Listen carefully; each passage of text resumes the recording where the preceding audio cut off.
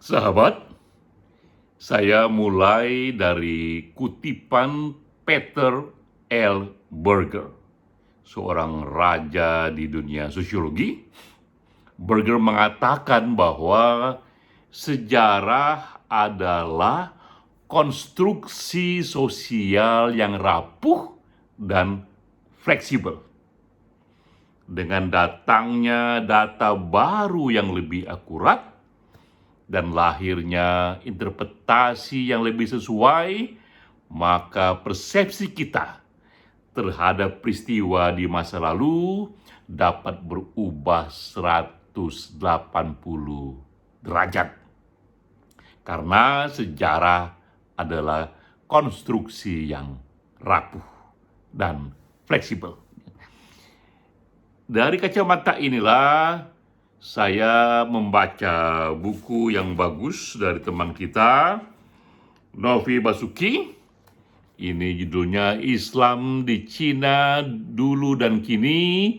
Buku yang penuh data, riset dari dokumen-dokumen tua. Itulah kekuatan buku ini. Banyak yang ia bahas, tapi karena waktu saya ingin memberi catatan pada bagian kedua saja, ya. Ini bagian kedua, judulnya adalah Cheng Ho dan Islamisasi Nusantara. Mengapa bab ini saya tertarik? Karena kita secara jelas mendapatkan gambaran berbedanya tokoh Cheng Ho yang selama ini kita sepakati dalam narasi-narasi umum hari-hari ini, dengan Cheng Ho yang sebenarnya, Cheng Ho yang real, hidup dalam sejarah 7 abad yang lalu. Kita tahu Cheng Ho adalah seorang laksamana, seorang komando pelaut, ya, yang datang dari Tiongkok di abad ke-15. Ia datang ke Nusantara dalam satu ekspedisi yang kemudian dianggap ia ikut dalam Islamisasi Nusantara. Bahkan jejaknya terasa hingga hari ini. Ini contoh satu masjid di Surabaya. Bisa dilihat gambar ini. Ini masjid di Surabaya yang didirikan tahun 2002. Berarti ini dibuat 700 tahun setelah wafatnya Cheng Ho. Dari ornamennya kita tahu ini warna merahnya, bentuk atapnya juga terasa ini arsitektur dari kultur Cina. Bahkan namanya pun Cheng Ho diberi tambahan Muhammad Cheng Ho. Inilah yang hidup dalam narasi kita hari-hari ini. Menariknya dalam buku Novi Basuki, kita mendapatkan data alternatif betapa berbedanya antara narasi yang kita sepakati atau yang kita ketahui hari ini dengan dokumen-dokumen sejarah yang sebenarnya. Kita mulai dulu menggambarkan apa yang kita ketahui dan kita sepakati hari-hari ini. Kita membaca sejarah selama ini bahwa Cheng Ho ini dia lahir di tahun 1371, udah jauh lama sekali, di provinsi Yunnan. Ketika ia berumur 10 tahun, provinsi ini ditaklukkan oleh jenderal dari dinasti Ming. Cheng Ho saat itu 10 tahun usianya, ia diculik, diambil paksa, dan dipekerjakan di istana, dan tidak tanggung-tanggung ia dijadikan kasim. Dan seorang kasim itu adalah seorang laki-laki yang alat vitalnya dikebiri. Jadi kita lihat Cheng Ho ini adalah bocah yang dikebiri, yang awalnya dipekerjakan secara paksa di istana. Namun karena bakatnya sebagai seorang yang tumbuh dengan kemampuan diplomasi, kemampuan seni perang, dan kedekatannya pada penguasa saat itu, ia pun perlahan-lahan dipercaya menjadi seorang laksamana, seorang pelaut dan bahkan komandonya. Ya.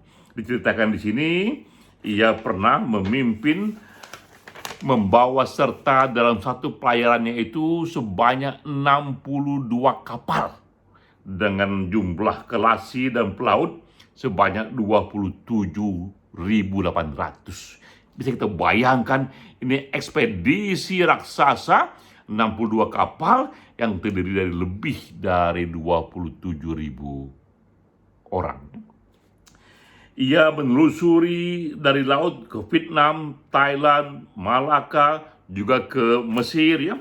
Dan yang paling terkenal dalam hubungannya dengan Indonesia adalah ekspedisi Nusantara yang ia lakukan tahun 1405 hingga 1433. 1405 hingga 1433, 28 tahun, 7 kali ia bolak-balik berlayar menuju Nusantara. Ia pernah singgah di Aceh, di Cirebon, dan di Semarang.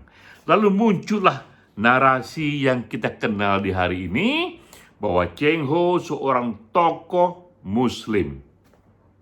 2, Cheng Ho ikut mengislamkan Nusantara. Ketiga, Cheng Ho tokoh yang dicintai dan ia kemudian membuat penduduk setempat mengingatnya turun-temurun hingga pada tahun 2002 di Surabaya, 700 tahun setelah Cheng Ho pergi, sebuah masjid didirikan untuk mengabadikan namanya. Yang menarik dalam buku ini, Novi Basuki menelusuri dokumen sejarahnya yang membuat kita melihat Cheng Ho yang lain. Katakanlah ini Cheng Ho of history. Ya. Di sini dikatakan ada 2 dokumen tua yang menjadi dasar menggambarkan Cheng Ho yang berbeda dari kita kenal sekarang. Ya. Pertama ini pada tanggal 19 Maret 2015. Jadi ini 6 tahun lalu, 19 Maret 2015, seorang kolektor barang antik bernama Liu Yiqian, ia baru saja membeli satu teks yang sudah berusia 700 tahun, berusia dari zaman 1414 ya. Ia beli di balai lelang di New York. Dan ini ia beli dengan harga 14 juta USD, dolar Amerika, yang setara sekitar 200 miliar rupiah. Ini kolektor ini membeli satu dokumen sejarah yang minta ampun mahalnya 200 miliar rupiah, yang ternyata itu teks Buddhis yang punya nuansa agama Buddhis yang ditulis oleh Cheng Ho. Jadi kita lihat, dibeli sebuah dokumen dari abad 1414, tahun 1414, yang ternyata dokumen itu ditulis oleh Cheng Ho, dan dikatakan di sana Cheng Ho memperkenalkan dirinya sebagai seorang Kasim negara Ming, dan nama dharmanya, Cheng Ho itu nama pemberian yang lain, tapi nama dharmanya adalah Fu Ji Xiang.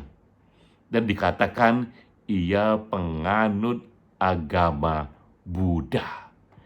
Dokumen dari abad 1414 menyatakan Cheng Ho itu bukan tokoh Muslim, tapi ia penganut agama Buddha. Nah, dokumen kedua, ini disebutkan juga dalam buku ini, catatan Upasaka Sila yang ditemukan sejarawan bernama Deng Xicheng pada tahun 1947. Kembali dalam dokumen ini ya, diceritakan bahwa nama asli atau nama derma dari Cheng Ho itu adalah Fu Ji Xiang dan agamanya adalah Buddha. Menarik di sini.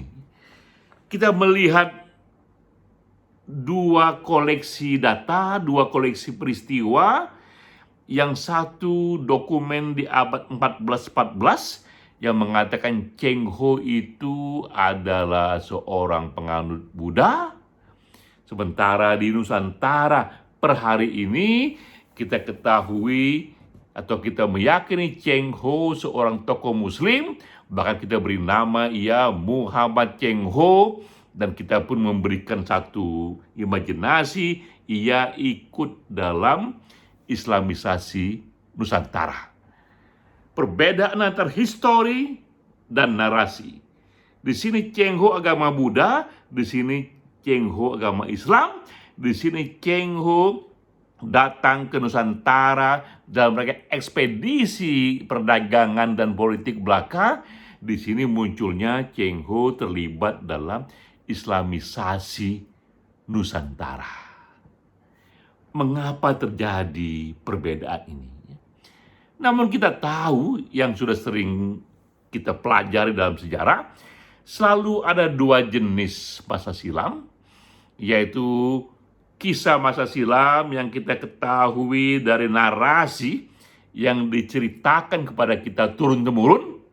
Itulah narasi kesepakatan selama ini dalam common sense kita. Kedua adalah masa lalu yang digali melalui metode saintifik dengan dokumen-dokumen yang historik, dengan dokumen-dokumen arkeologis. Seringkali ini dua hal yang terpisah. Karena itulah kita mengenal dalam sejarah misalnya ada Yesus of Faith dan Yesus of History. Kita mengenal juga dalam studi Islam ada Islam of Faith dan Islam of History yang dikembangkan oleh kalangan revisionis. Tapi sekali lagi, ini buku yang bagus yang memberikan kita data-data itu. Jikapun ada catatan yang perlu kita berikan terhadap buku Novi Basuki ini, terutama bab tentang Cheng Ho, terasa di sini Novi Basuki hanya memberikan kita menu utama saja, tapi tidak memberikan dessertnya, penutupnya yang justru membuat santapan hari ini menjadi jauh lebih manis, jauh lebih punya greget yang lebih kuat dikenang. Karena ada hal yang juga patut dieksplor, misalnya mengapa terjadi perubahan itu dari Cheng Ho yang Buddha menjadi Cheng Ho yang tokoh muslim ya.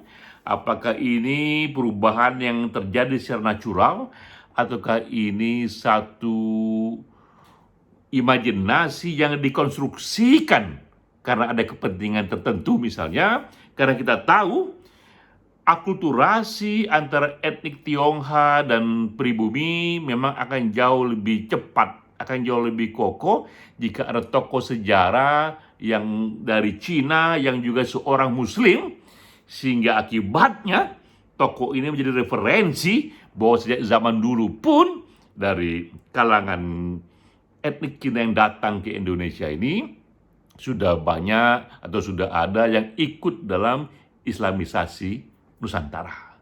Tentu ini akan menjadi pekerjaan rumah bagi para sejarawan untuk menggali lebih jauh ya. Apakah memang seperti itu datanya bahwa Cheng Ho yang kita pahami hari-hari ini berbeda dengan Cheng Ho yang ada dalam real sejarah. Sekali lagi, selamat buat Novi Basuki untuk bukunya yang bagus, penuh data ya. Semoga terus saja Bro Novi berkarya dan masukkan juga di sana drama-drama yang lebih mencekam di luar data dan fakta. Salam.